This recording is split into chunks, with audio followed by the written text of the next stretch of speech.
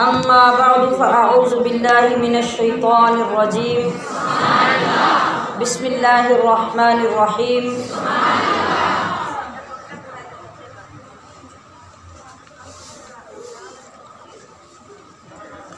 رب اشرح لی صدری ویسر لی امری واحلل عقدۃ من لسانی یفقہوا قولی سبحانک لا علم لنا الا ما علمتنا انک انت العلیم الحکیم۔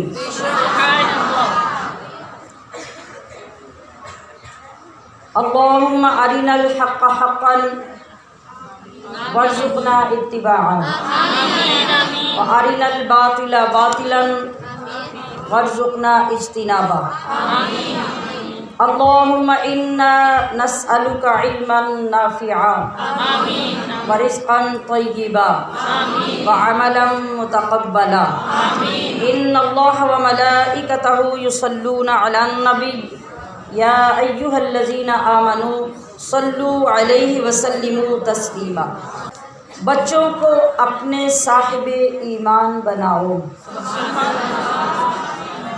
میں نے کل گزارش کی تھی نا کہ اس کو پڑھنے پڑھانے کا اگلا موضوع کل ذکر کریں گے، تو اتنے دنوں میں آپ نے جو پیچھے ترتیب سے سنا اور سمجھا ہے، اب پریکٹیکل کی طرف آئیں تو آج کا سبق یہ ہے کہ بچوں کو اپنے صاحب ایمان بناؤ۔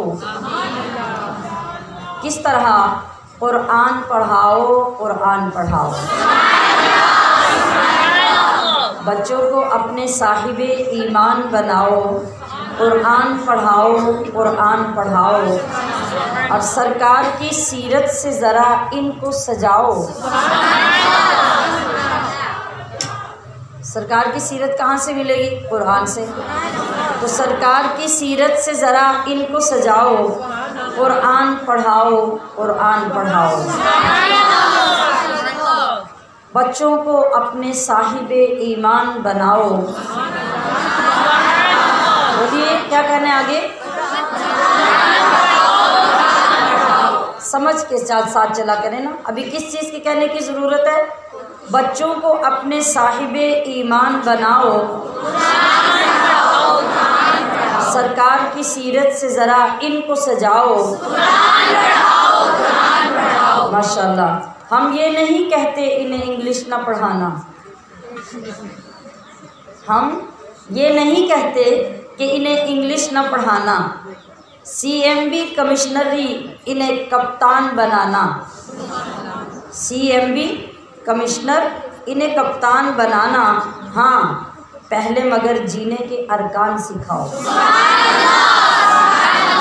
پہلے مگر جینے کے ارکان سکھاؤ۔ تو کیا کرو؟ قرآن پڑھاؤ، قرآن پڑھاؤ۔ بچوں کو اپنے صاحب ایمان بناؤ، قرآن پڑھاؤ۔ اور بی ایس بی کراؤ، انہیں ایم بی اے کراؤ، بی ایس بی کراؤ، انہیں ایم بی اے کراؤ، سائنس بھی پڑھاؤ اور چاند پہ جاؤ۔ کیا بولا؟ بی ایس بی کراؤ، انہیں ایم بی اے کراؤ، سائنس بھی پڑھاؤ اور چاند پہ جاؤ، ہے شرط مگر پہلے مسلمان بناؤ۔ ہے شرط مگر پہلے مسلمان بناؤ۔ کس طرح؟ قرآن پڑھاؤ، جذبے سے کہیں قرآن پڑھاؤ، سرکار کی سیرت سے ذرا ان کو سجاؤ۔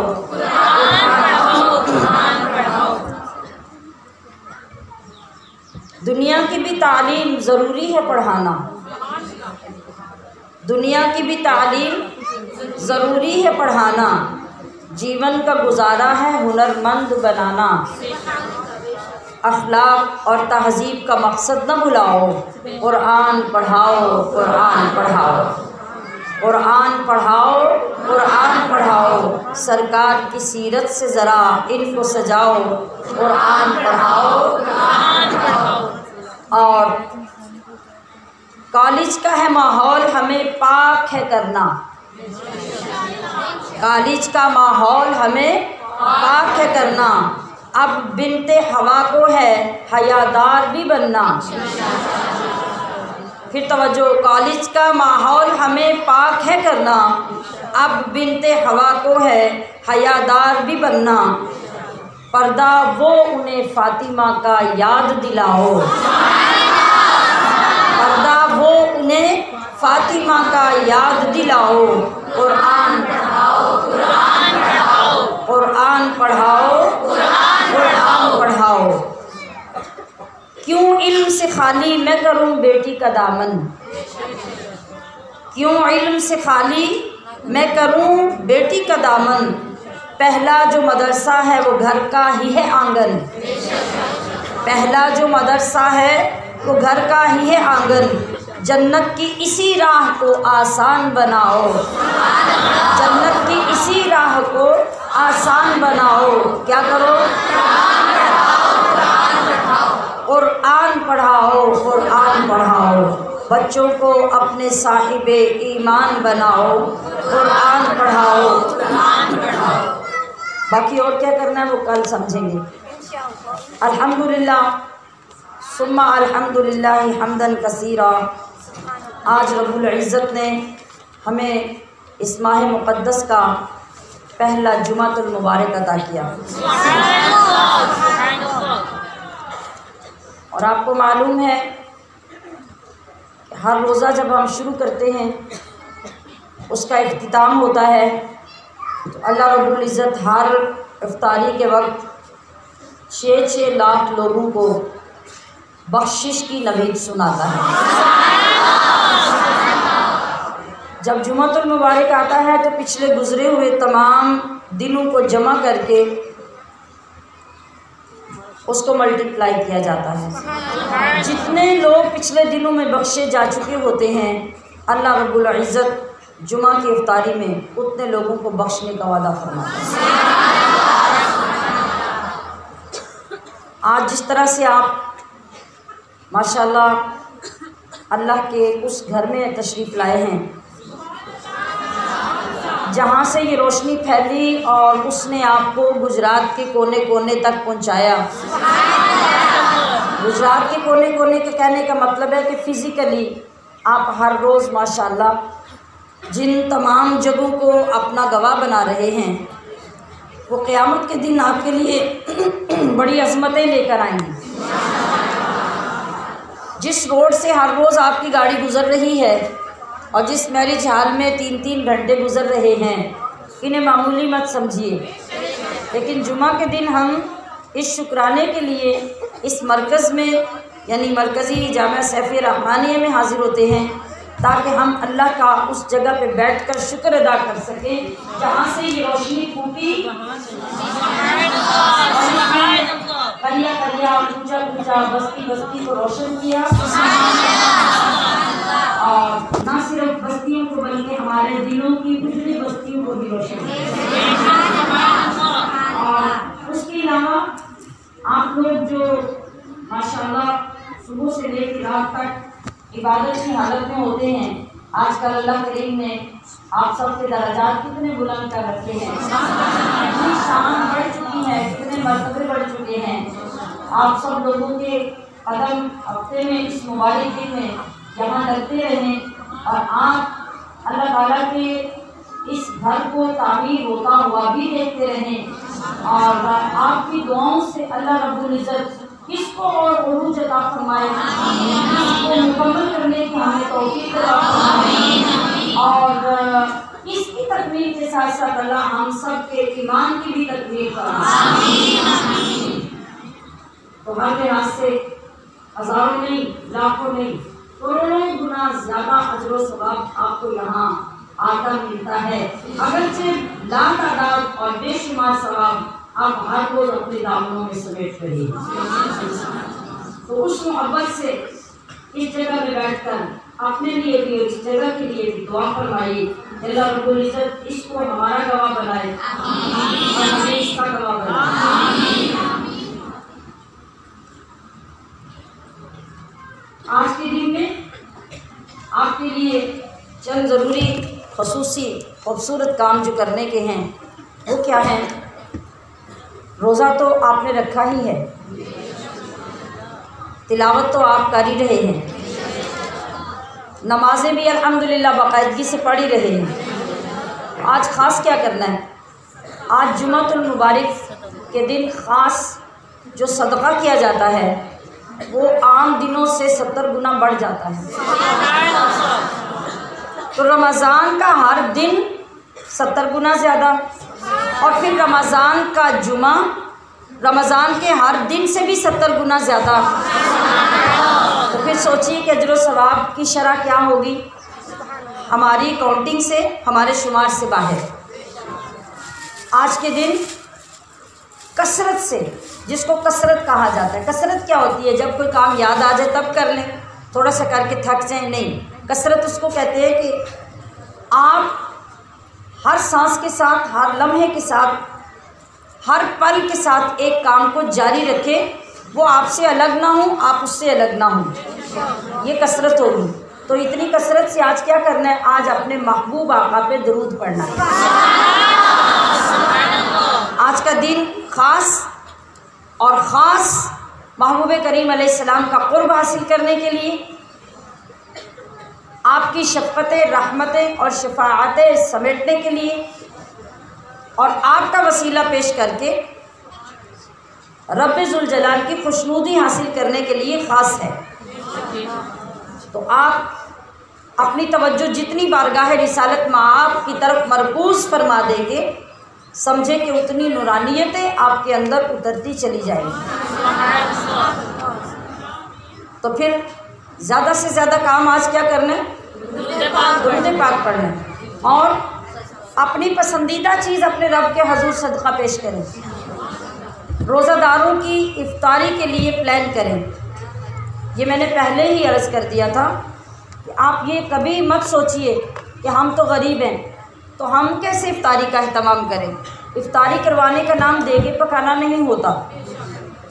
افطاری پکانا یا افطاری کروانا یہ بہت لنگر تقسیم کرنے کا نام نہیں ہے، یا بہت زیادہ سموسے پکوڑے بنا کر تقسیم کرنے کا نام افطاری نہیں ہے۔ میرے محبوب آقا کائنات کے رسول اللہ کے حبیب صلی اللہ علیہ وسلم نے یہ ارشاد فرمایا کہ جس نے ایک گھونٹ پانی یا ایک سوکھی کھجور ہی کسی کو پیش کر دی روزے کی افطاری کے لیے، تو اللہ رب العزت اس کو بھی میرے حوض سے قیامت کے دن سیراب کرے گا۔ تو بالکل اس بات سے پریشان نہیں ہونا کہ ہمارے پاس زیادہ ہوتا تو ہم بھی افطاری کرواتے، نہیں۔ آپ کو اللہ نے دیکھیے ایک پانی کی نعمت جو عطا کی ہے وہ کتنی بڑی ہے۔ محبوب کریم علیہ السلام کیا فرما رہے ہیں کہ پانی کا ایک گھونٹ اس نیت سے کسی روزہ دار کو پیش کر دیجئے کہ آپ کا روزہ ہے، آپ اس پانی سے افطار کر لیں۔ تو روزہ کھولنے والا یہ کبھی سوچ کر ہاتھ پیچھے نہ کر دے کہ سارا دن تو بھوک میں نے برداشت کی تو اب ثواب تجھے دے دوں۔ یہ رب کے ساتھ معاملے ہیں، میرے اور آپ کے معاملے نہیں ہیں، اور رب کے معاملے جو ہیں ان کو سمجھنے کے لیے ہم ہر وقت آسمان پہ چمکتے سورج کو دیکھیں تو ہمیں رب کی تقسیم کی سمجھ آ جاتی ہے۔ جس دن سے رب ذوالجلال نے سورج کو پیدا کیا، اس کی ڈیوٹی لگائی روشنی تقسیم کرنے کی، تو یہ تب سے روشنی تقسیم کر رہا ہے، اور جب تک رب ذوالجلال اس کا نور بجھائے گا نہیں، اس کے نور کے اندر کمی نہیں آئے گی۔ اللہ کے حکم سے بانٹ رہا ہے تو کمی نہیں آئے گی۔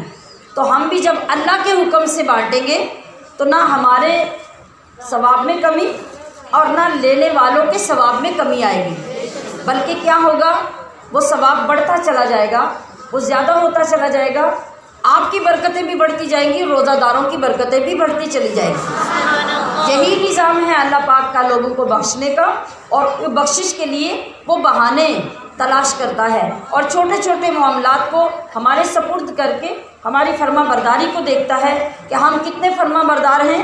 جب ہم اللہ کے حکم پر عمل کرنا شروع کر دیتے ہیں تو وہ رب کریم اپنے کرم کی بارش نازل فرمانا شروع کرتا ہے۔ تو جو کچھ آپ نے اپنے لیے آج پکانا ہے جو آپ نے اپنے دسترخوان پہ افطاری کے لیے رکھنا ہے، بس آپ اسی میں سے، آپ کو ایک شخص کے لیے توفیق ہے تو ایک کا روزہ افطار کروا دیں، 2 کی ہے تو 2 کی کروا دیں، 200 کی ہے تو 200 کی کروا دیں، 2000 کی ہے تو 2000 کی کروا دیں، مگر کروائیں ضرور۔ آج کے 2 کام یہاں سے اٹھنے کے بعد جو پچھلے دنوں سے الگ ہیں وہ آپ ساتھ لے کر جائیں گے، اور یہاں سے جاتے ہوئے پلان کریں گے کہ مجھے شام تک کیا کرنا ہے۔ ایک تو یہاں بیٹھے ہوئے بھی، یہاں سے اٹھ کر جاتے ہوئے بھی، سفر کے دوران بھی، اور باقی سارے دن میں بھی آپ نے کس چیز کی کثرت کرنی ہے ذرا بولیے۔ جن لوگوں نے میری بات کا جواب نہیں دیا وہ بھی دیں۔ درود پاک کی کثرت کرنی ہے، اور دوسرے حسب توفیق صدقہ، یہ دوسری بات ہوگی، پھر تیسری بھی ہو گئی، تیسری بات افطاری ہے۔ آپ یہ 3 کام آج ضرور کریں گے، اور اللہ رب العزت اس کی وجہ سے نہ جانے آج کے روزے کی شان کیا بنا دے۔ ہمیں یہ ساری چیزیں رب کے قرآن سے ہی اور مصطفیٰ کے فرمان سے ہی سیکھنے کو ملتی ہیں۔ وہ قرآن جس نے ہمیشہ بنجر اور شور زمینوں کو زرخیز کیا۔ ہمارے اندر کی زمینیں بھی تو ایسی ہی ہو چکی ہیں، اب ان کو زرخیز کرنے اور ان کے اندر نور کا ایک نیا جہان پیدا کرنے کا یہی طریقہ ہے کہ ہم نے قرآن سے جو دوری اختیار کی تھی، اب قرآن کا قرب اختیار کر لیں، جس کی ہم کوشش کر رہے ہیں۔ ابھی میں نے آپ سے سوال ویسے نہیں کیا کہ اتنے دنوں میں کتنے لوگوں کو کتنا قرب نصیب ہوا ہے، وہ میں جان بوجھ کے پلاننگ کر رہی ہوں، یا آپ تھوڑے سے مضبوط ہو جائیں تو پھر سوال کرو۔ سوچنے کی بات یہ ہے ہمشیران محترم کہ ہم نے پڑھا کہ قرآن شفا ہے، ہم نے پڑھا قرآن ہدایت ہے، ہم نے پڑھا قرآن رحمت ہے اور ایمان والوں کے لیے ہے، اور الحمدللہ ہم بھی اپنے آپ کو ایمان والا ہی کہلاتے ہیں۔ یہ الگ بات ہے کہ بنتے کم ہیں لیکن کہلواتے ضرور ہیں۔ تو عزیزات گرامی قدر، آج ہمیں قرآن سے وہ شفا کیوں نہیں ملتی جس کا رب اعلان فرماتا ہے؟ آج قرآن سے ہمیں وہ نور کیوں حاصل نہیں ہوتا جس نور نے پوری دنیا میں نورانیت پھیلائی؟ آج ہمارے دلوں کے اندر اندھیرا کیوں ہے؟ ہمارے ماحولیات کے اندر اندھیرا کیوں ہے؟ اگر کل اس قرآن کو پڑھنے والے طاقتور تھے تو آج ہم اس قرآن کو گھروں میں رکھنے کے باوجود کمزور کیوں ہیں؟ اگر کل اس قرآن سے جڑنے والے لوگ بڑے پاک باز تھے، بڑے بہادر تھے اور ہر مارکے میں غالب آنے والے تھے، تو آج ہم ہر طرف سے پستی کا شکار کیوں ہیں؟ ہم مغلوب کیوں ہیں؟ ہر ایک ہمارے اوپر آج غلبہ کیوں کر لیتا ہے؟ غور کرنے کی ضرورت ہے۔ جب غور کریں تو اس بات کی سمجھ آتی ہے کہ ایک تو یہ کہ ہم نے عملی طور پر اس کتاب کو اپنا حقیقی رہنما ماننا چھوڑ دیا ہے۔ ہم اس قرآن سے اپنے مسائل کا حل تلاش نہیں کرتے، ہم اس کو رہنما مان کر اس کے پیچھے نہیں چلتے، بلکہ ہم یہ کہہ کر معاذ اللہ اس کی تعلیمات کو مسترد کر دیتے ہیں کہ اب یہ وہ زمانہ نہیں، یہ اور زمانہ ہے۔ گویا ہم اپنی جہالت کی وجہ سے یہ کہہ رہے ہوتے ہیں کہ یہ اللہ کی کتاب تو اب پرانی ہو گئی ہے، لہٰذا ہمیں کسی اور خدا کی نئی کتاب چاہیے۔ معاذ اللہ ثم معاذ اللہ، اللہ نے جو کتاب نازل فرمائی وہ کامل اور مکمل کتاب، اگر سارے زمانے مصطفیٰ کے تھے تو کتاب بھی تو مصطفیٰ کی ہے اور امت بھی مصطفیٰ کی ہے، تو پھر کامل اور مکمل ہدایت اس کتاب کے اندر ہے، جس کو کبھی ناقص نہیں ہونا، جس کو کبھی کم نہیں ہونا۔ ہمارے زمانے بدلتے جائیں گے، زمانے کے معاملات اور تقاضے بدلتے جائیں گے، مگر اللہ رب العزت وہ دماغ پیدا کرتا جائے گا جو اسی قرآن وہ اس زاویے سے دیکھیں گے، اس زاویے سے اس قرآن کے اندر تحقیق کریں گے کہ آج کے دور اور آج سے مزید صدیوں بعد بھی اگر کوئی آنے والا دور ہوگا تو اس کے مسائل کا حل وہ دماغ اسی قرآن سے نکال کر ہمارے سامنے رکھتے ہیں۔ اور یہی قرآن عظیم کا عظیم الشان معجزہ ہے جو نہ ختم ہوا نہ قیامت تک ختم ہوگا، یہ جاری ہے اور جاری رہے گا۔ تو میں نے عرض کی کہ ایک تو یہ کہ ہم نے اس کتاب کو اپنا حقیقی رہنما ماننا چھوڑ دیا، اس سے ہمارا تعلق غفلت کا شکار ہو گیا۔ ہم کیا کہتے ہیں، اعتکاف بیٹھنا ہو تو ہم انتظار کر رہے ہوتے ہیں کہ ہم ریٹائر ہو جائیں، شادیاں ہو جائیں، گھر میں بیٹیاں ان کے فرائض سے فارغ ہو جائیں، تو فارغ ہو کے بڑا دل ہے کہ میں بھی کبھی اعتکاف بیٹھوں۔ اللہ نے دین اس لیے بھیجا کہ دین کھڑا ہو کے تمہاری فراغتوں کا انتظار کرے۔ کبھی سارا دن قرآن شریف کو کھول کر نہیں دیکھا، اور جب کبھی بات ہوئی تو یہ کہا کہ بس ابھی بچے چھوٹے ہیں نا، یہ بڑے ہو جائیں تو میرا بھی دل کرتا ہے میں فارغ ہو جاؤں تو پھر میں بھی قرآن پڑھوں۔ اللہ نے کہیں یہ پابندی لگائے کہ تمہارے بچے بڑے ہو جائیں تو پھر تم قرآن پڑھنا، اور قرآن کو یہ مقام دینا کہ جب تمہارے پاس فرصت ہو، جب تم ان کاموں کو نپٹا لو جن کو امپورٹنٹ سمجھتے ہو، اور جو تمہارے دنیا کے کام ہیں وہ اس قرآن پر اور صاحب قرآن کی ذات پر زیادہ مقدم ہے، اور ان کو نپٹانے کے بعد یہ سوچنا کہ اب میں قرآن سے منسلک ہو جاؤں۔ تو ایسا تعلق کس چیز کے ساتھ ہوتا ہے جو غیر اہم ہوتی ہے، جو غیر ضروری ہوتی ہے، جو ایک فالتو کام ہوتا ہے، اضافی کام ہوتا ہے، آپشنل چیز ہوتی ہے، ہم اس کے ساتھ یہ سلوک کرتے ہیں۔ اور قرآن تو ہماری زندگی کے پہلی سانس سے لے کے آخری سانس تک ہمارے لیے کمپلسری ہے، اس کے بغیر تو ہم ایک قدم اٹھانے کے قابل نہیں ہیں، اور اگر اٹھاتے ہیں تو ہمارا ہر قدم سیدھا جہنم میں جاتا ہے، وہ ہمیں دنیا میں جینے کے قابل اور اللہ کی رضا کے مطابق جینے کے قابل نہیں بناتا۔ تو پھر ہم نے قرآن سے یہ سلوک کرنا کیوں شروع کیا؟ یہ ہر روز میں کسی نہ کسی جملے میں آپ تک پیغام پہنچا رہی ہوں کہ ہم بظاہر تو قرآن کا بڑا احترام شو کرتے ہیں۔ کیا لفظ بولا میں نے؟ شو کرتے ہیں۔ کیوں شو کا لفظ کیوں بولا؟ اس لیے کہ ہم احترام کرتے نہیں، احترام شو کرتے ہیں۔ احترام کرنا کیا ہوتا ہے؟ آج بہت سے لوگوں کو دیکھا جاتا ہے کہ کوئی بزرگ بھی سامنے آ جائے نا تو وہ ادب شو کیسے کرتے ہیں؟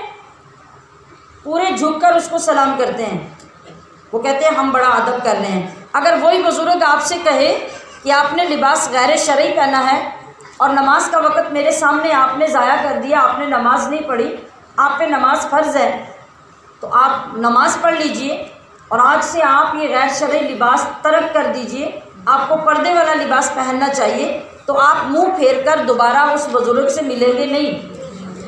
تو آپ نے کیا کیا؟ آپ نے وہ ادب شو کیا، آپ نے ادب کیا نہیں۔ ادب کرنا کیا تھا کہ آپ کو اگر واقعی کسی اللہ والے سے ادب تھا تو آپ اللہ والے کو پہلی نظر دیکھ کر اس کی روحانیت اپنے اندر اس طرح اتارتے کہ اس کے رنگ میں رنگ جاتے۔ اس لیے کہ جو حقیقت میں اللہ والا ہوتا ہے وہ تو مصطفیٰ کے رنگ میں رنگا ہوا ہوتا ہے، وہ تو قرآن کے رنگ میں رنگا ہوا ہوتا ہے، اس کے اوپر صبغۃ اللہ چڑھا ہوتا ہے۔ اور قرآن کریم نے کیا فرمایا؟ صبغۃ اللہ ومن احسن من اللہ صبغۃ۔ لوگوں یہ اللہ کا رنگ ہے، اور ذرا سوچ کر تلاش کر کے بتاؤ کہ اللہ کے رنگ سے کس کا رنگ خوبصورت ہو سکتا ہے؟ اب آپ کو جملے کی سمجھ آ گئی ہوگی کہ میں نے کہا کہ ہم ادب شو کرتے ہیں۔ اب قرآن پاک کے ساتھ بھی ہم یہی کرتے ہیں، ہم قرآن کریم کو نکالتے ہیں اور اس کو پکڑ کر ہم دونوں ہاتھوں سے اٹھاتے، کبھی سینے سے بھی لگا لیتے اور کبھی چوم بھی لیتے ہیں، اور کچھ لوگ کچھ زیادہ ادب دکھانے کے لیے اپنے دوپٹے کا پلو لے کے قرآن شریف کے غلاف کو صاف کر رہے ہوتے ہیں، حالانکہ آپ کے دوپٹے سے قرآن کے غلاف کی نسبت اعلیٰ ہے۔ ہاں جی، آپ کے دوپٹے کو تو گندے ہاتھ بھی لگے ہوں گے، بے وضو ہاتھ بھی لگے ہوں گے، بچوں نے بھی ہاتھ لگائے ہوں گے، آپ اس کو ادب سمجھتے ہیں۔ تو دیکھیے ہر چیز کے لیے ایک ضابطہ ہوتا ہے، جو ہمارا دل کرے ہم وہ کرتے جائیں، یہ دین نہیں ہوتا۔ دین وہ ہوتا ہے جس کے ضابطے رب کریم نے اتارے ہیں، دین وہ ہوتا ہے جس کے اعلانات قرآن کریم نے کیے ہیں، دین وہ ہوتا ہے جس کو رسول کریم نے بیان فرمایا ہے۔ اب قرآن عظیم کا ادب یہ ہرگز نہیں ہوگا، ہاں اس سے زیادہ ادب قرآن کریم کا یہ ہوگا کہ قرآن پڑھا ہوا تو ہو آپ کی باقی کتابوں کے ساتھ، آپ اس کا بھی ادب کریں تو یہ نور علی نور ہے، مگر اتنے ادب سے کام نہیں بنتا۔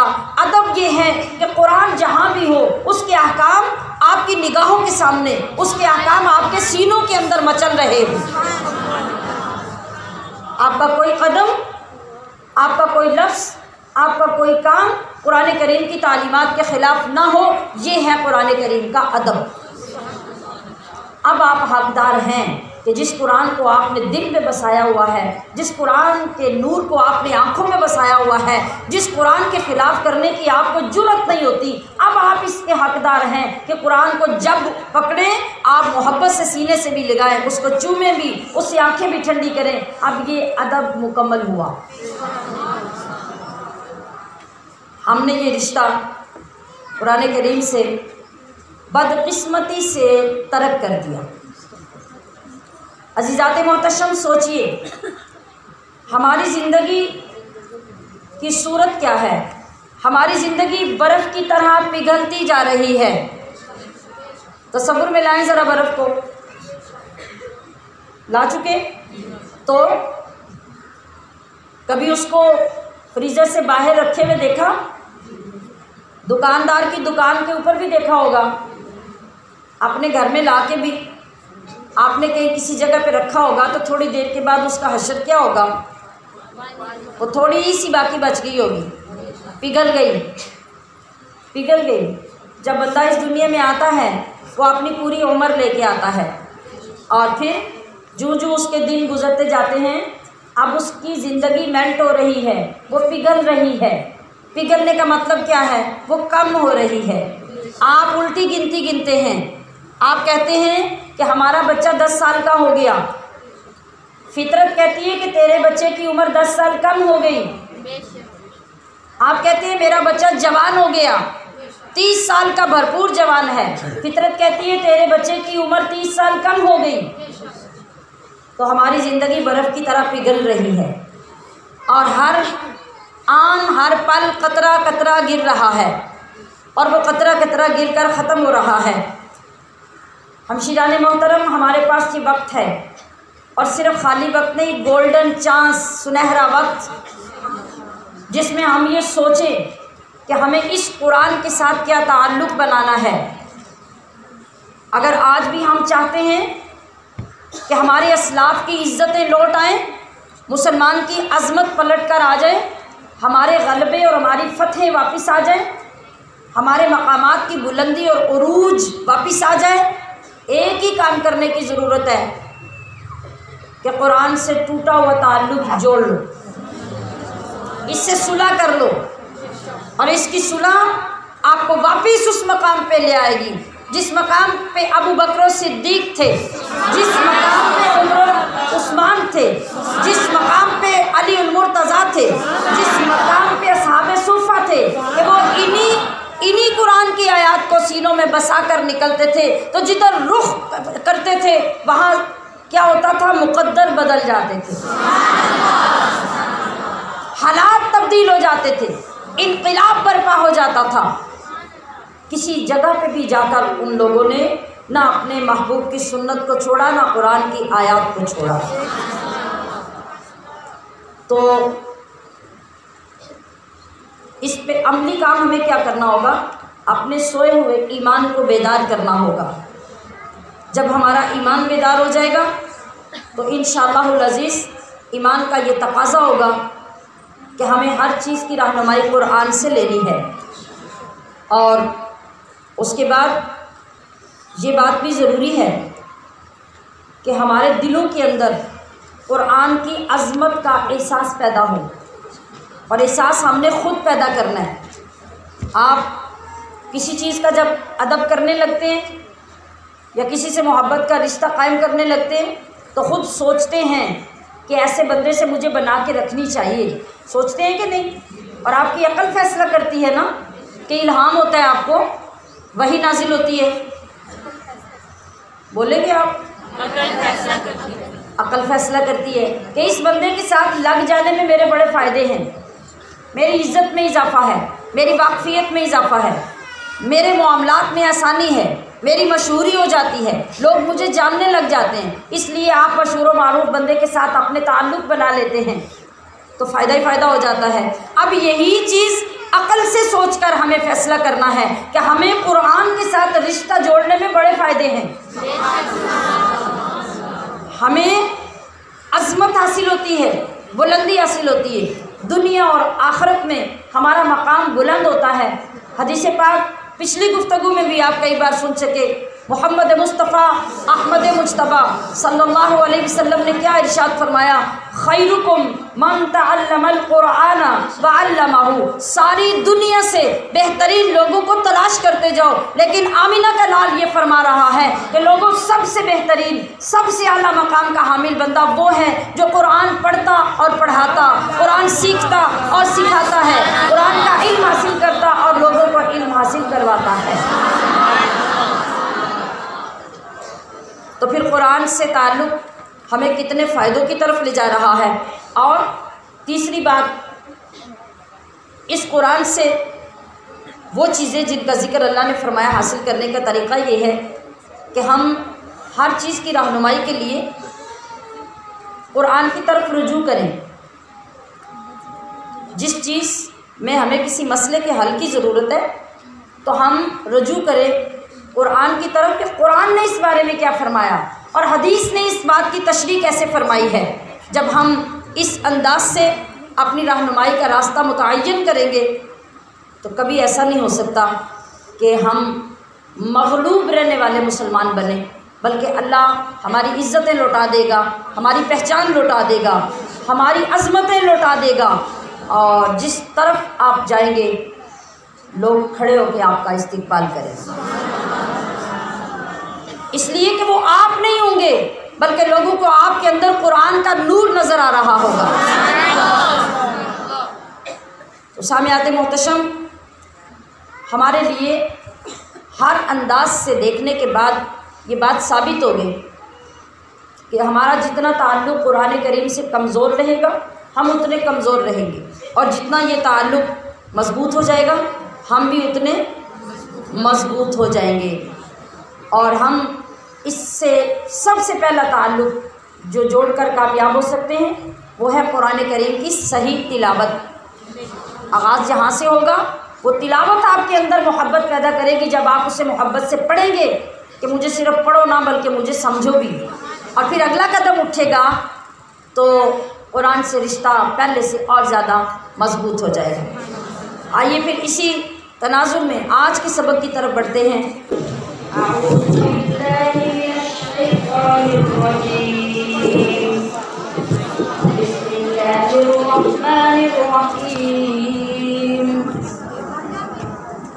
قل من كان عدوا لجبريل فإنه نزله على قلبك بإذن الله مصدقا لما بين يديه وهدى وبشرى للمؤمنين، من كان عدوا لله وملائكته ورسله وجبريل وميكال فإن الله عدو للكافرين، وَلَقَدْ أَنزَلْنَا إِلَيْكَ آيَاتٍ بَيِّنَاتٍ وَمَن يَكْفُرْ بِهَا إِلَّا الْفَاسِقُونَ، أَوَكُلَّمَا عَاهَدُوا عَهْدًا نَبَذَهُ فَرِيقٌ مِّنْهُم بَلْ أَكْثَرُهُمْ لَا يُؤْمِنُونَ، وَلَمَّا جَاءَهُمْ رَسُولٌ مِّنْ عِندِ اللَّهِ مُصَدِّقٌ لِّمَا مَعَهُمْ نبذ فريق من الذين أوتوا الكتاب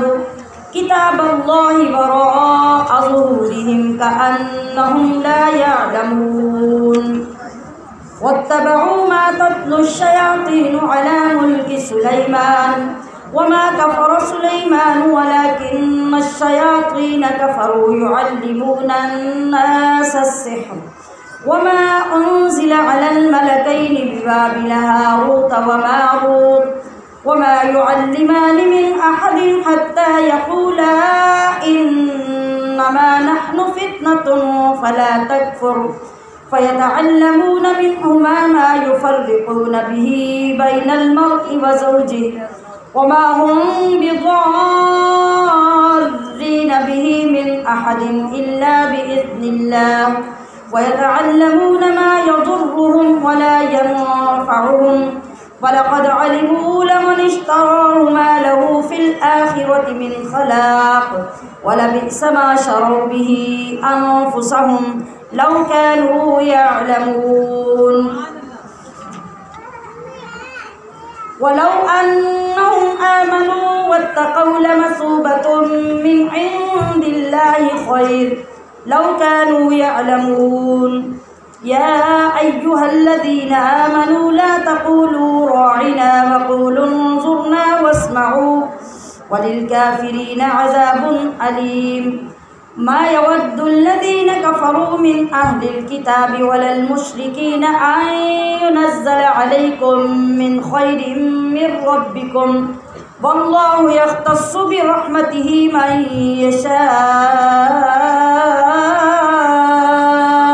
والله ذو الفضل العظيم ما ننسخ من آية أو ننسها نأت بخير منها أو مثلها ألم تعلم أن الله على كل شيء قدير ألم تعلم أن الله له ملك السماوات والأرض وما لكم من دون الله من ولي ولا نصير أم تريدون أن تسألوا رسولكم كما سئل موسى من قبل ومن يتبدل الكفر بالإيمان فقد ضل سواء السبيل ود كثير من أهل الكتاب لو يردونكم من بعد إيمانكم كفارا حسدا من عند أنفسهم من بعد ما تبين لهم الحق فاعفوا واصفحوا حتى يأتي الله بأمره إن الله على كل شيء قدير وأقيموا الصلاة وآتوا الزكاة وما تقدموا لأنفسكم من خير تجدوه عند الله إن الله بما تعملون بصير فقالوا لن يدخل الجنة إلا من كان هودا أو نصارى تلك أمانيهم قل هاتوا برهانكم إن كنتم صادقين بلى من أسلم وجهه لله وهو محسن فله أجره عند ربه ولا خوف عليهم ولا هم يحزنون صدق اللہ مولانا العظیم.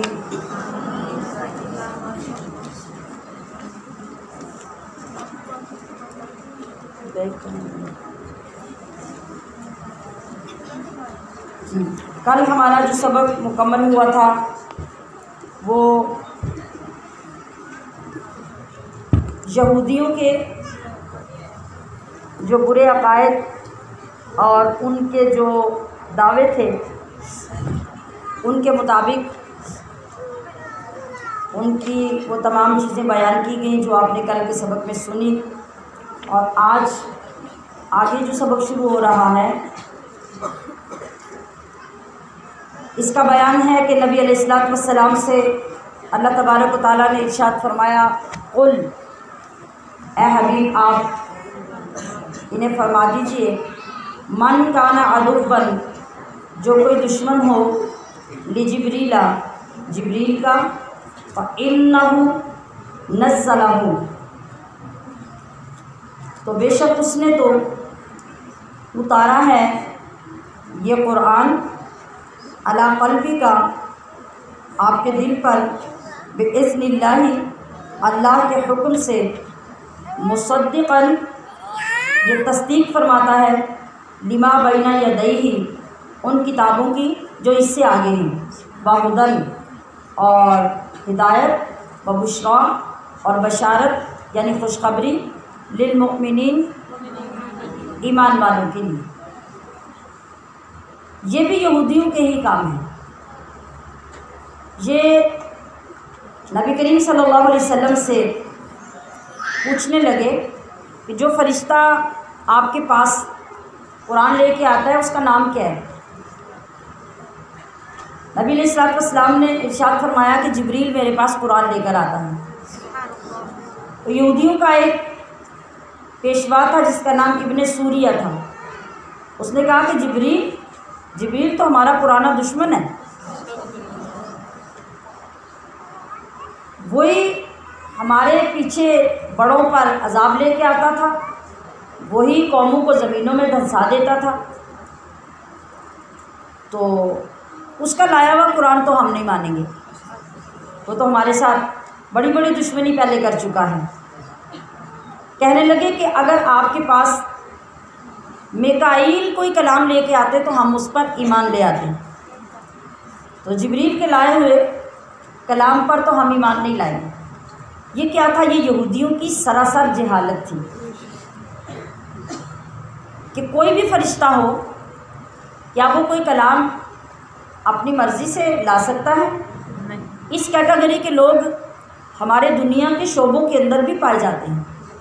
جب کسی چیز میں فساد پیدا کرنا ہوتا ہے تو کیا ہوتا ہے کہ جب کوئی ذمہ دار کسی عہدے دار کو مقرر کرتا ہے تو اس سے دشمنی اور اس کی مخالفت شروع کر دی جاتی ہے کہ جو بندہ ہمارے اوپر مقرر کیا گیا یہ ہمیں پسند ہی نہیں ہے، یہ بندہ بدل جائے گا تو ہم صحیح ہو جائیں گے، حالانکہ انہوں نے صحیح نہیں ہونا ہوتا۔ اگر آپ کسی کا مقرر کردہ ایک بندہ قبول کر سکتے ہیں تو دوسرا کیوں نہیں کرتے؟ اس کا مطلب یہ کہ آپ کسی کی فرما برداری نہیں کر رہے، آپ اپنی مرضی کے انتخابات چاہتے ہیں۔ تو یہی حال ان یہودیوں کا تھا۔ اصل مسئلہ تو یہ تھا کہ ان کے اندر جو حسد اور بغض تھا اس کی وجہ سے وہ اسلام ماننا نہیں چاہتے تھے، لیکن اب انہوں نے ایک اور ریزن رکھ دیا کہ اگر جبریل کے سوا کوئی اور فرشتہ ہوتا تو ہم اس کو مان لیتے۔ اللہ تبارک و تعالیٰ نے جواب میں ارشاد فرمایا من کانا عدوا للہ، جو کوئی دشمن ہو اللہ کا، وملائکتہ اور اس کے فرشتوں، ورسلہ اور اس کے رسولوں، وجبریل اور جبریل، ومیکائیل ومیکال اور میکائیل کا، فإن اللہ عدو للکافرین۔ تو پھر سن لو، کھلے عام رب اعلان کر رہا ہے کہ اگر کوئی ان کا دشمن ہے تو پھر اللہ ان سارے کافروں کا دشمن ہے۔ اب آ جاؤ پھر، اگر اللہ سے دشمنی کر سکتے ہو، تمہارے اندر اتنی جرت ہے تو پھر اللہ کا یہ چیلنج قبول کر لو اور دشمنی کے لیے کھل کر آ جاؤ۔ اب کیوں کہا اللہ نے؟ یہی بات جو میں نے آپ کے سامنے عرض کی کہ جو کوئی کسی کی طرف سے مقرر کیا جاتا ہے اور جو لوگ اس کی اطاعت کرتے ہیں تو اصل میں مقرر کیے گئے شخص کی اطاعت نہیں ہوتی، اطاعت اس کی ہوتی ہے جس نے کسی کو مقرر کیا ہے۔ تو جبریل اپنی مرضی سے تو کوئی کلام نہیں لاتے تھے، جبریل کو رب کریم نے منتخب فرمایا تھا اور وہ سارے نبیوں پر وحی لانے کی ڈیوٹی دیتے تھے۔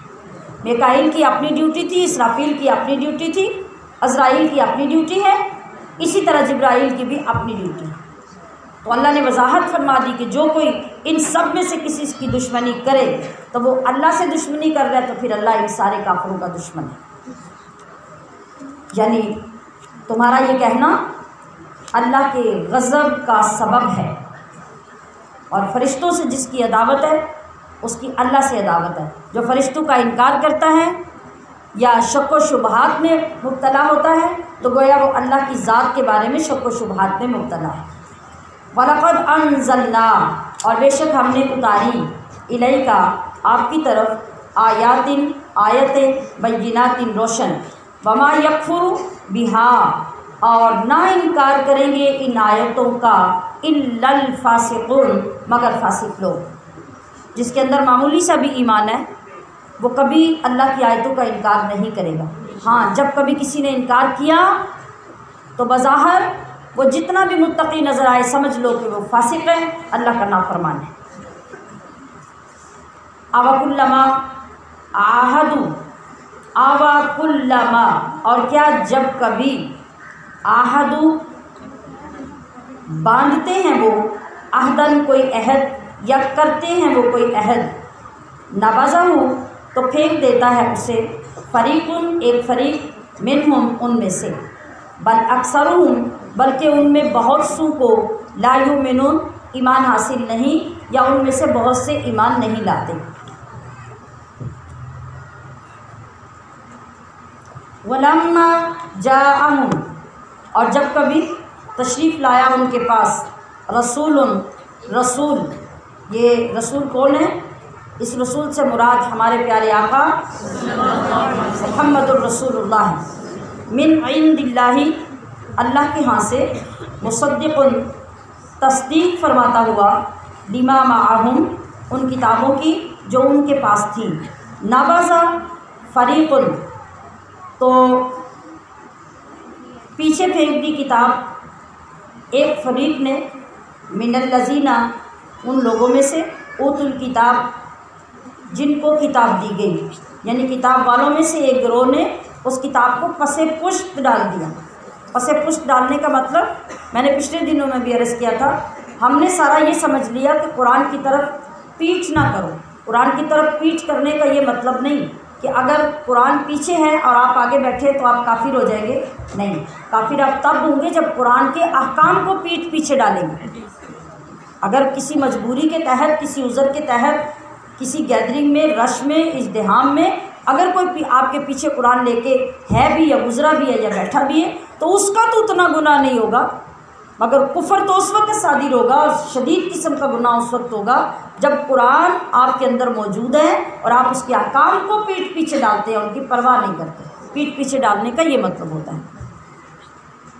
کتاب اللہ، اللہ کی کتاب کو، وراء پیچھے، ظہورہم اپنی پیٹھوں کے، کأنہم لا یعلمون گویا کہ وہ کچھ جانتے ہی نہیں، اس طرح اس سے لا تعلق ہو جاتے ہیں۔ واتبعوا تو ایسا کر کے وہ کس چیز کے مرتکب ہوئے؟ انہوں نے پیروی کی، ماں اس کی، تتلو جو پڑھا کرتے تھے، الشیاطین شیطان، علی ملکی سلطنت میں، سلیمان کی، یعنی سلیمان کی بادشاہت کے زمانے میں، وما کفرا اور نہ کفر کیا، سلیمان نے، ولکن الشیاطین اور لیکن شیطان، کافر ہوئے، وہ کیا کرتے تھے؟ یعلمون وہ سکھاتے تھے، الناس لوگوں کو، السحر جادو،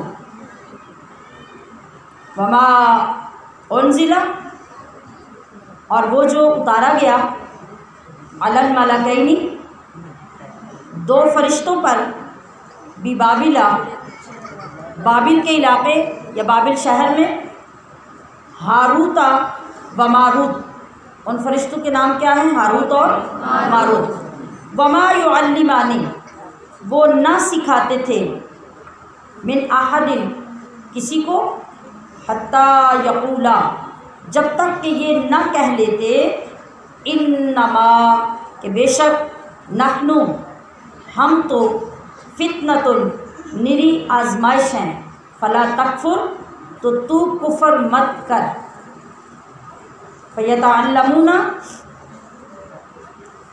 تو سیکھتے وہ لوگ، منہما ان دونوں فرشتوں سے، ما یفرقون، ما کا مطلب وہ، یفرقون بھی جس سے جدائی ڈالے، بین المرء درمیان مرد کے، وزوجہ اور اس کی بیوی کے، وما ہم اور نہیں وہ، بضارین بھی ضرر پہنچا سکتے اس سے، من احد کسی کو، الا باذن اللہ مگر اللہ کے حکم سے، ویتعلمون اور وہ لوگ سیکھتے ہیں، ما جو یضرہم انہیں نقصان دے گا، ولا ینفعہم اور نہ نفع دے گا، وَلَقَدْ عَلِمُوا اور بے شک انہیں معلوم ہے، لَمَنِ اشْتَرَاهُ کہ جس نے خریدا یہ سودا، مالہ تو کچھ حصہ تو کچھ نہیں اس کے لیے، فی الآخرتی آخرت میں، من خلاق کچھ حصہ، وَلَبِئْسَ اور کیا ہی بری چیز ہے، ما شروا بہ بیچی جس کے بدلے میں، انفسہم انہوں نے اپنی جانیں، لو کانوا یعلمون کاش کہ انہیں علم ہوتا۔ اس آیت کریمہ کا شان نزول ہے، یعنی یہ آیت کیوں نازل ہوئی، شان نزول کا مطلب ہے کہ اس کے نازل ہونے کی وجہ اور سبب کیا ہے۔ سبب سنیے، یہ بہت امپورٹنٹ ہے۔ حضرت سلیمان علیہ السلام کے زمانے میں یہ جو بنی اسرائیل تھے نا، پیچھے قومیں چلی آ رہی ہیں، ہر زمانے میں یہ قوم آ رہی تھی، ہر زمانے میں نبی بدلتے گئے مگر قوم یہ آگے چلتی رہی۔ تو ان لوگوں نے سلیمان علیہ السلام کے زمانے میں جادو سیکھنا شروع کر دیا۔ آپ نے ان لوگوں کو جادو کرنے اور سیکھنے سے روکا، اور جن کتابوں سے یہ قوم جادو سیکھتی تھی نا، حضرت سلیمان علیہ السلام نے وہ کتابیں لے کے اپنی کرسی کے نیچے دفن کر دی۔ آپ کی چونکہ بادشاہت تھی نا، آپ پوری دنیا کے بادشاہ تھے، اور آپ کی جو خاص کرسی تھی جس کے اوپر آپ تشریف فرما ہوتے تھے، وہاں تک تو کسی کی رسائی نہیں ہو سکتی تھی نا، تو آپ نے دنیا والوں سے اس کو چھپانے اور الگ کرنے کے لیے ایک ایسی جگہ پہ اس کو محفوظ کر دیا جہاں تک وہ پہنچ نہیں سکتے تھے۔ تو آپ نے ان کی کتابیں جن سے جادو سیکھتے تھے وہ لے کر اپنی کرسی کے نیچے دفن کروا دی۔ حضرت سلیمان علیہ السلام جب وفات پا گئے، آپ کا وصال ہوا، تو جو شیطان تھے نا، شیطان، آپ ذرا غور کرتے جائیے کہ کس زمانے میں، کس جگہ پہ، کس مقام پہ اس شیطان نے بندے کو چھوڑا ہے۔ شیطانوں نے آپ کی اس کرسی مبارک کے نیچے سے وہ کتابیں نکالی اور نکال کر لوگوں سے کہا کہ حضرت سلیمان علیہ السلام نے یہ کتابیں تم سے اس لیے چھپا دی تھی کہ جو کچھ ان کتابوں کے اندر جادو ہے، اس جادو کے زور سے تو سلیمان حکومت کرتے تھے۔ استغفر اللہ، بولیے ماشاءاللہ، سائے میں بیٹھے ہوئے ہیں۔ بات کو سمجھنے کے لیے توجہ سے ساتھ چلا کریں، آگے پیچھے کیا مسائل ہیں آپ لوگوں کے، اب کیوں سب کو متوجہ کر رہے ہیں؟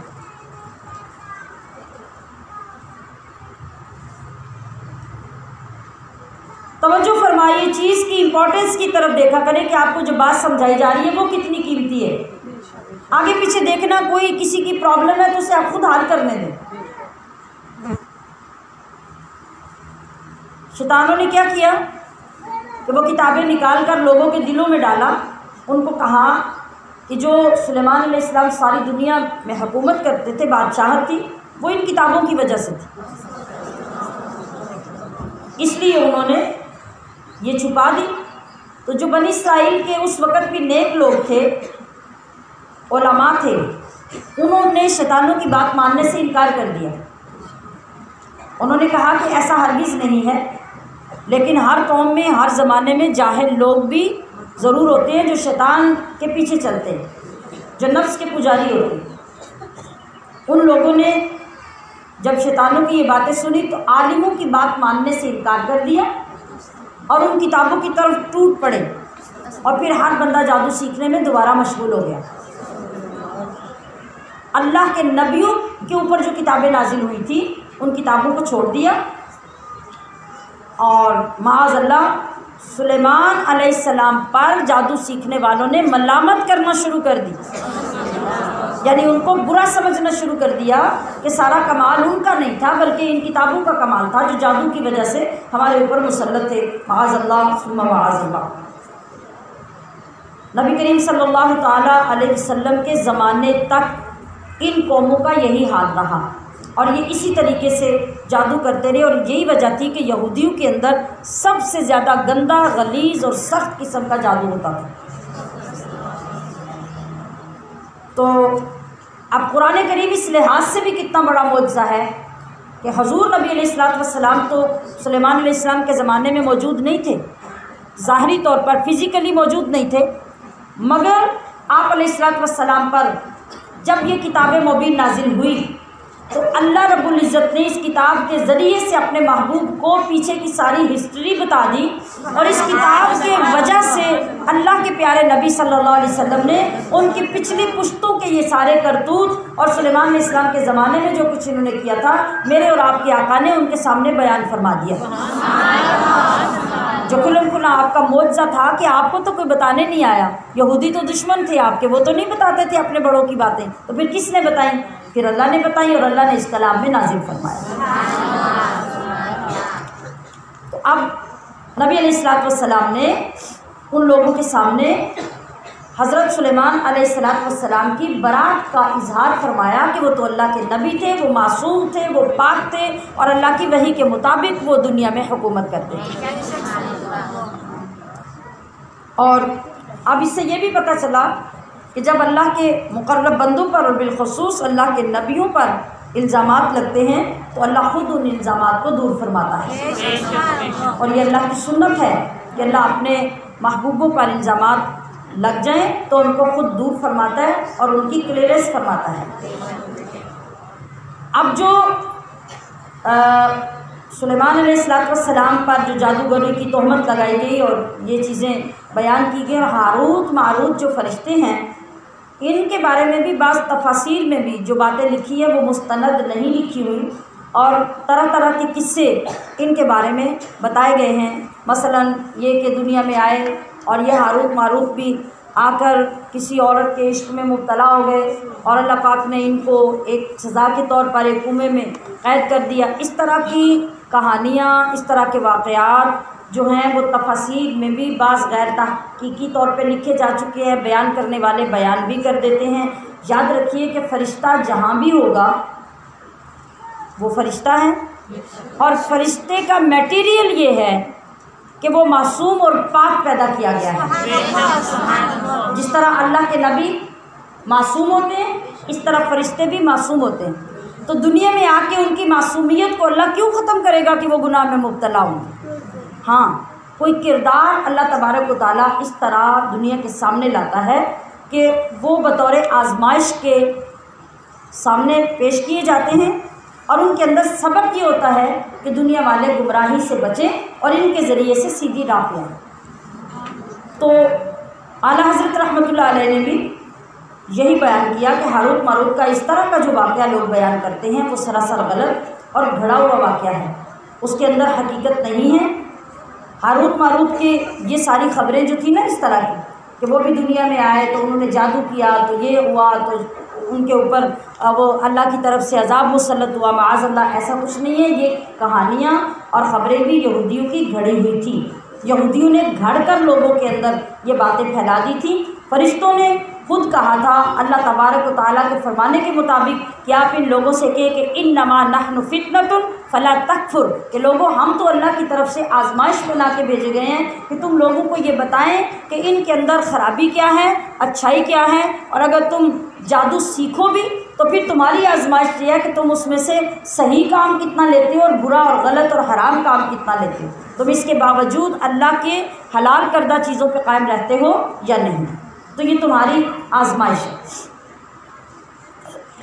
لہٰذا جس وقت کوئی بھی بندہ ہاروت ماروت کے پاس جادو سیکھنے آتا تو اس کو جادو سکھانے سے پہلے وہ سیکھنے والے کو نصیحت کرتے کہ جادو سیکھ کر اس پہ عمل کر اور اس کے جائز اور حلال کو سمجھ کر اپنا ایمان ضائع مت کر لینا۔ اگر وہ پہلے اقرار کرتا سیکھنے والا کہ میں قطعاً اللہ کے خلاف اور اللہ کے دین اور حلال اور حرام کے خلاف نہیں چلوں گا، تو پھر وہ اس کو جادو سکھاتے، ورنہ نہیں سکھاتے۔ یعنی یہ ایک علم ہے نا، تو اگر آپ اس لیے اس کو سیکھتے ہیں کہ جو بندہ حرام طریقے سے لوگوں کو ہلاک کر رہا ہے اور لوگوں کو نقصان پہنچا رہا ہے۔ آپ اگر اس نیت سے وہ جادو سیکھتے ہیں کہ آپ اس کے غلط جادو پر اثر انداز ہو کے اس کے جادو کو ختم کروا کے لوگوں کو مصیبت سے آزاد کروا دیں، تو اس نیت سے جادو کو سیکھنا درست ہوگا۔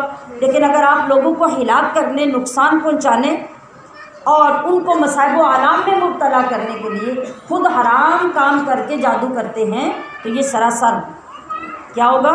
حرام ہوگا، حرام ہوگا۔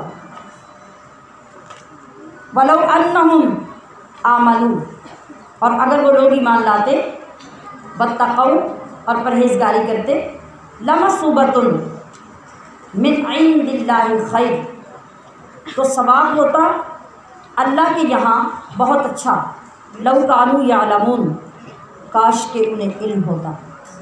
یا ایھا الذین آمنوا، اے ایمان والو، لا تقولوا، نہ کہو راعنا، یہ لفظ عربی کا ہے اور اسی لفظ کو کہنے سے منع کیا گیا ہے، اس لیے اس کا ترجمہ بھی میں راعنا ہی پڑھ رہی ہوں۔ نہ کہو راعنا، وقولوا، اور یوں عرض کرو، انظرنا، ہم پر نظر رحمت کیجیے، واسمعوا، اور غور سے پہلے ہی سنا کرو، وللکافرین، اور کافروں کے لیے عذاب علیم، دردناک عذاب ہے۔ اب یہ آیت کریمہ جو ہے، اس میں نبی کریم صلی اللہ علیہ وسلم کا کمال ادب امت کو سکھایا گیا ہے۔ اس آیت سے متعلق جو پس منظر ہے وہ یہ تھا کہ راعنا لفظ جو ہے یہ یہودیوں کی زبان میں چرواہے کے لیے استعمال ہوتا تھا۔ چرواہا سمجھتے؟ گائے، بکریاں، بھینس، جانور چرانے والا۔ جب ہم اس کو تھوڑا سا، یہ جملہ بڑے غور سے سنیے، آنکھیں بھی کھول کے، دل بھی کھول کے، جب ہم اس کو تھوڑا سا لہجہ بدل کر کہتے ہیں نا، راعینا، راعینا، اس کا مطلب ہوتا ہے ہمارا چرواہا، یعنی ہم نے جسے اپنے جانور چرانے کے لیے رکھا ہوا ہے۔ اب یہ جو لفظ عربی کا ہے راعینا، راعی کی بجائے راعینا، یہ کہنے کا مطلب ہے کہ ہمارے لیے رعایت کیجیے، اور راعینا جب یوں کہیں تو اس کا مطلب ہے ہمارے جانور چرانے والا۔ جب یہ آیت کریمہ نازل ہوئی تو یہودیوں نے اپنے دل کا وہ غیظ و غضب نکالنے کے لیے حضور کی بارگاہ میں جب آتے اور کوئی آپ بیان کرتے تو یہ اپنے اسی طرح لہجے کو چبا کے کہتے راعینا، جس کا مطلب اندر سے کیا تھا کہ اے ہمارے بکریاں چرانے والے، یہ حضور کے لیے لفظ استعمال کرتے۔ اب جب صحابہ کرام تو اپنے ادب سے استعمال کرتے راعینا، حضور رعایت کیجئے، یعنی جو بات آپ فرما رہے ہیں وہ دوبارہ ارشاد فرمائیے، ہمیں سمجھ نہیں آئی۔ لیکن یہودیوں نے جب یہ کہنا شروع کیا اس کا دوسرا غلط مطلب لے کر، تو اللہ تبارک و تعالیٰ نے فوراً آیت کریمہ نازل کر کہ خبردار، میرے محبوب کے لیے وہ لفظ بھی استعمال کرنا جائز نہیں جس کے دو معنی نکلتے ہوں، ایک اچھا معنی اور ایک برا معنی۔ اب لہجہ تبدیل کر کے صرف اس کو تھوڑا سا لمبا کیا گیا تو یہ بن گیا ہمارا چرواہا۔ تو اللہ تعالیٰ نے پوری آیت کریمہ نازل فرمائی کہ صحابہ جس لفظ کا سہارا لے کے یہ یہودی میرے محبوب کی شان میں گستاخی کرتے ہیں، تم وہ لفظ ہی کہنا چھوڑ دو، تم وہ لفظ ہی کہنا چھوڑ دو جس کے دو معنی بنتے ہیں۔ اب سامعات محتشم، میں ذرا آپ کے دلوں کو متوجہ کرنا چاہتی ہوں کہ ہمارے لوگ جو قرآن شریف پڑھتے ہیں، یہ لفظ جو میں نے ابھی آپ کے سامنے پڑھا، آپ اپنے انداز میں بھی ذرا اس کو پڑھ کے دیکھیں ابھی اسی وقت کہ آپ کیسے پڑھتے ہیں۔ کیا آپ کے پڑھنے کا انداز ٹھیک ہوتا ہے؟ ہمارے ہر لفظ میں کہیں الف کو چھوڑ دیا جاتا ہے اور کہیں الف کی جگہ پہ 3 الف لگا دیے جاتے ہیں، ٹھیک ہے؟ یہ ہمارے انداز قرآن پاک کے ہیں۔ جب راعینا کو راعینا کہنے سے اتنا معنی بدل جاتا ہے اور اتنا ظلم ہو جاتا ہے، تو ذرا سوچئے کہ ہم قرآن کے ساتھ کتنے ظلم کر رہے ہیں، ہم قرآن کو کتنا غلط پڑھ رہے ہیں۔ تو پھر ہمارے لیے کتنا ضروری، کتنا اہم اور کس قدر فرض و واجب ہے کہ ہم اس قرآن کو ٹھیک کرنے میں سارا زور، ساری محنت اور ساری عمر بھی لگا دیں تب بھی کم ہے۔ اور عمر لگانا کیا، ہم نے تو ساری عمر سوچا ہی نہیں کہ اس قرآن کے ہمارے اوپر کتنے حقوق ہیں۔ تو اللہ نے کیا فرمایا، اللہ نے لفظ بدلوا دیا، فرمایا تم رائنا کہو ہی نہ، تم کہو انظرنا، یا رسول اللہ نظر کرم کیجیے۔ اور اس سے بھی زیادہ احتیاط کی بات یہ ہے کہ اے لوگوں واسمعوا، یہ بھی میرے نبی کی شان میں گستاخی ہے کہ تم پہلی بات غور سے سنو ہی نہ اور بعد میں سوچنے بیٹھ جاؤ کہ آپ نے کیا فرمایا، ہمیں سمجھ نہیں آئی، اس کی نوبت ہی نہیں آنی چاہیے۔ یہی وجہ ہے حدیث پاک میں ہے کہ جب حضور کی بارگاہ ہوتی اور آپ علیہ الصلوۃ والسلام کچھ بیان فرما رہے ہوتے تو صحابہ اس طرح آپ کی بارگاہ اقدس میں بیٹھے ہوتے جیسے سروں کے اوپر چڑیاں بیٹھی ہوئی، سروں کو ہلانے کی ضرورت نہیں ہوتی، نظریں گھمانے کی ضرورت نہیں ہوتی، دل کو کسی دوسری طرف متوجہ کرنے کی ضرورت نہیں ہوتی، کہیں آقا علیہ السلام کا بولا ہوا کوئی لفظ اسکپ نہ ہو جائے، ہمارے کانوں تک نہ پہنچے اور ہم سمجھ نہ سکے۔ اللہ نے کہا کہ گنجائش یہ ہے کہ تم انظرنا کہہ لیا کرو، لیکن اعلیٰ درجہ یہ ہے کہ تمہیں یہ بھی کہنے کی نوبت نہ آئی، پہلے ہی پوری توجہ سے بات کو سنا کرو۔ یہ آداب ہیں اللہ اور اس کے رسول کے کلام کو سننے کے۔ ما یود الذین، نہیں چاہتے الذین کافروا، کافر، من اہل الکتاب، جو کتابی ہیں، ولا المشرکین، اور جو مشرک ہے، یعنی نہ مشرکوں سے نہ اہل کتاب میں سے جو کافر ہیں وہ یہ نہیں چاہتے ان ینزل، کہ اترے علیکم تم پر، من خیر کوئی بھلائی، من ربکم تمہارے رب کی طرف سے، واللہ یختص، یعنی ان کی نیتیں تو یہی ہیں کہ کوئی خیر کی بات آسمان سے آئے گی، اللہ کوئی بات اتارے نہ، لیکن اللہ کو کون روک سکتا ہے؟ اللہ فرما رہا ہے واللہ یختص، اور اللہ تو خاص کرتا ہے برحمتہ ہی، اپنی رحمت سے، من یشاء، جسے چاہے۔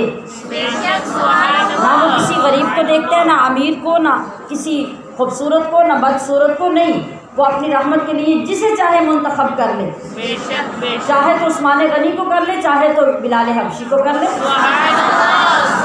اس سے کون پوچھ سکتا ہے؟ واللہ ذو الفضل العظیم، اور اللہ بڑے فضل والا ہے۔ ما ننسخ،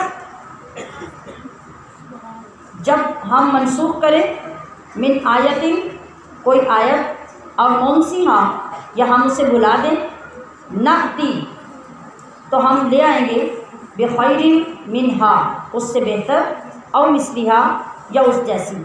الم تعلم، کیا تمہیں نہیں معلوم، ان اللہ، کہ اللہ علی کل شیء قدیر، ہر چیز پر قادر ہے۔ قرآن کریم کی کچھ آیتیں جو پہلے نازل ہوئیں اور بعد میں ان کا حکم ختم فرما دیا، اللہ نے کسی دوسری آیت کے ذریعے فرمایا کہ پہلے اس کام کے کرنے کا حکم تھا، اب یہ کام نہیں کرنا۔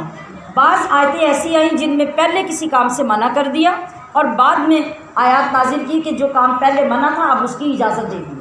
اب اس کے اندر بے شمار حکمتیں ہو سکتی ہیں، ہماری نیچر ہم نے تو نہیں بنائی، ہمارے رب نے بنائی ہے، اور ہماری نیچر کو رب جانتا ہے کہ ہم کس طریقے سے کسی لائن پہ آنے والے لوگ ہیں، ہم کس طریقے سے کسی چیز کو تسلیم کرتے ہیں۔ تو اللہ تبارک و تعالیٰ نے ہماری فطرت کے مطابق احکام نازل کیے، جب کسی چیز کی ضرورت پڑی تو اس سے منع کر دیا، جب کسی چیز کی ضرورت پڑی تو اس کی اجازت دے دی، ہماری طبیعتوں کے مطابق۔ جب یہ چیزیں ہوئیں تو ان لوگوں نے، یہودیوں نے، عیسائیوں نے اس چیز پہ بھی اعتراض کیا کہ اگر اللہ اللہ ہے تو کیا اللہ کو پہلے نہیں پتا کہ کیا حکم بھیجنا ہے؟ جب حیا ختم ہو جائے انسان کے اندر تو پھر جس پہ چاہے وہ بات کر لے، پھر اسے کوئی فرق نہیں پڑتا۔ انہوں نے کہا کہ اگر اللہ سچا ہے اور اللہ کا یہ کلام سچا ہے، آپ کہتے ہیں کہ اللہ کا کلام ہے، تو اللہ کو پہلی دفعہ نہیں پتا کون سا حکم بھیجنا ہے؟ اس نے پہلے یہ کیوں بھیجا اور اب یہ کیوں بھیجا؟ پہلے والا کیوں منع کیا اور اب اس سے پتہ چلا کہ یہ نہیں ہونا چاہیے تھا، یہ ہونا چاہیے تھا؟ کس قدر بے حیائی اور کس قدر بے باکی ہے۔ اللہ تبارک و تعالیٰ نے اس کا جواب دیا، فرمایا ما ننسخ من آیت اور ننسیہا، یہ جو ہم کبھی کسی آیت کو منسوخ کرتے یعنی اس کا حکم ختم کر دیتے ہیں نا، اور یا پھر اس کا حکم بھلا دیتے ہیں، تو ہم کیا کرتے ہیں ہم اگلے وقت میں اس جیسا کوئی دوسرا حکم یا اس سے زیادہ اچھا حکم لانا چاہتے ہیں، اس لیے ہم یہ کام کرتے ہیں۔ اور یہ تو انڈرسٹوڈ بات ہے کہ چھوٹا سا بچہ بھی تھوڑا سا غور کرے تو سمجھ سکتا ہے کہ کبھی کبھی یکدم ہیوی ڈوز نہیں لی جا سکتی۔ کوئی حکیم، کوئی ڈاکٹر جب کسی مرض کا علاج کرے گا تو مریض کے مطابق کرے گا نا۔ کبھی کوئی مریض ایسا ہوگا کہ ڈائریکٹ آپ اس کو ہیوی ڈوز دیں گے کیونکہ ایک دم سے اس کو کنٹرول کرنا پاسبل ہوگا تو حکیم کرے گا۔ اور کبھی مریض کمزور ہوگا یا اس کی عادتیں اتنی پکی ہو چکی ہوں گی کہ اس کو چھڑانے کے لیے کچھ ٹائم، کچھ سپیس چاہیے ہوگی، تو کیا کرتا ہے حکیم اور ڈاکٹر کہ اس کے مطابق ایک وقت میں ایک چیز کی اجازت دے دیتے ہیں، اور جب دیکھتے ہیں کہ اب گنجائش پیدا ہو گئی ہے تو اس کی اجازت ختم کر دیتے ہیں۔ تو یہ بات سمجھنے والی ہے کہ نہیں؟ تو یہی کچھ ہماری طبیعتوں اور ہماری نیچرز کے ساتھ تھا، تو اللہ رب العزت نے ایسا کیا، اور پھر اس نے خود اس کا جواب ارشاد فرمایا کہ کیا اعتراض کرنے والوں کو اس چیز کا پتہ نہیں کہ اللہ ہر چیز پہ قادر ہے اور اس کی قدرتوں کو کون چیلنج کر سکتا ہے۔ علم تعلم، کیا تمہیں نہیں معلوم، ان اللہ، کہ وہ اللہ ہی ہے، لہ ملک السماوات والارض، اسی کی بادشاہی ہے آسمانوں میں اور زمین میں۔ تو بادشاہ کو کون سمجھائے گا؟